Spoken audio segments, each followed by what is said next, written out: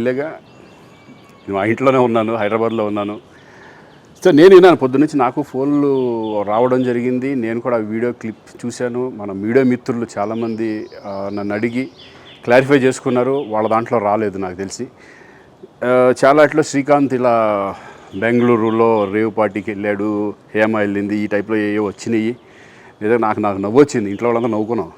ఇదేంటిది, మొన్న ఏమో విడాకులు ఇచ్చి పిచ్చేశారు నా భార్యతో, ఈరోజేమో రేవ్ పార్టీలకి వెళ్ళాడు అని వచ్చేసినాయి. కానీ ఒకటి, వాళ్ళు కొంచెం తొందరపడ్డంలో ఇది లేదనిపించింది. ఎందుకంటే వాడెవడో, అతను ఎవరో కానీ కొంచెం నాలాగా ఉన్నాడు. వాడు కొంచెం ఇలా కప్పుకొని, అది గెడ్డం ఉంది, బట్ ఇప్పుడు గెడ్డం నాకు లేదు అని, బట్ గెడ్డంతో నేను షాక్ అయ్యాను. ఇదేంటిది నాలాగా ఉన్నాడు ఏంటి అని నేనే షాక్ అయ్యాను. సో దయచేసి ఎవరు నమ్మొద్దు. ఎందుకంటే రేవ్ పార్టీలకి వెళ్ళే కల్చర్ నాది కాదు, పబ్ కల్చర్ మనిషిని కాదు నేను. ఒక్కోసారి బర్త్డే పార్టీలకి వెళ్తాము, ఒకవేళ తెలియకుండా ఏదైనా వెళ్ళినా ఒక హాఫ్ అన్ అవర్ నుండి వచ్చేస్తాను తప్పితే అటువంటి ఏమీ లేదు. రేవ్ పార్టీ ఎలా ఉంటుందో కూడా నాకు తెలియదు. సో దయచేసి ఎవ్వరూ ఈ విషయాన్ని నమ్మొద్దు. హ్యాపీగా నేను హైదరాబాద్లో ఉన్నాను, మా ఇంట్లోనే. ఇప్పుడు మా ఇంట్లో నుంచే నేను ఇది చేస్తున్నాను.